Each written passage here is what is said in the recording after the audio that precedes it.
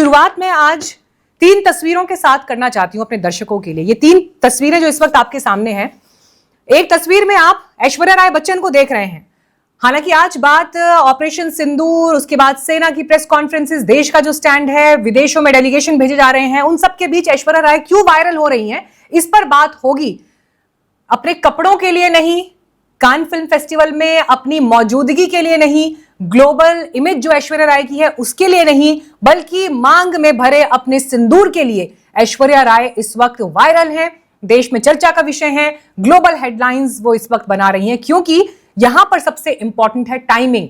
ऐश्वर्या राय यूं तो कान जाती रही है, 20-22 सालों से वो वहां जा रही है कान फिल्म फेस्टिवल में, और उनकी मौजूदगी वहां रहती है।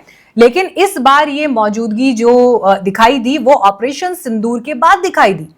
शादी उनकी कई साल पहले हो चुकी है, भारतीय कपड़ों में, परिधानों में इससे पहले कई बार दिखाई दी है, लेकिन शायद सिंदूर में उन्हें इस तरह के किसी आयोजन में देश और दुनिया ने पहली बार देखा, वो भी तब जब देश में भारतीय सेना ने पाकिस्तान पर ऑपरेशन सिंदूर अंजाम देकर आतंकवादियों पर एक कड़ा एक्शन लिया। तो क्या ऐश्वर्या राय ने ऑपरेशन सिंदूर का एक साइलेंट मैसेज ग्लोबली भेज दिया? इसलिए तस्वीर चर्चा का विषय। दूसरी तस्वीर में आप प्रधानमंत्री मोदी को देख रहे हैं, जो आज राजस्थान के बीकानेर में मौजूद थे, और वहां पर प्रधानमंत्री ने जो भाषण दिया है उसका एक हिस्सा इस वक्त हेडलाइंस में वायरल है, जहां पर उन्होंने कहा कि मेरी नसों में खून नहीं बल्कि सिंदूर दौड़ रहा है।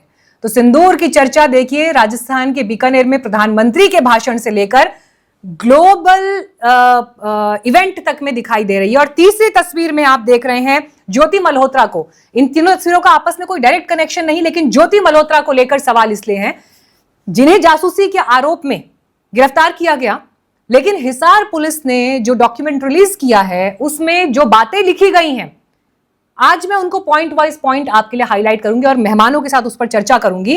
क्योंकि हिसार पुलिस के बयान के हिसाब से अगर ज्योति का किसी इन्फ्लुएंशियल व्यक्ति से, जो उनके साथ में बहुत अहम जानकारी, सामरिक जानकारी साझा कर सकता था, जो देश के लिए खतरा हो सकती है अगर दुश्मन के हाथ में चली जाए, तो फिर जो केस उन पर बन रहा है उस केस की भविष्य में सूरत क्या होने वाली है, इस पर सवाल होगा। लेकिन सबसे पहले आपको प्रधानमंत्री मोदी का स्टेटमेंट सुनवाऊंगी। मां भारती का सेवक मोदी यहां सीना तान कर खड़ा है।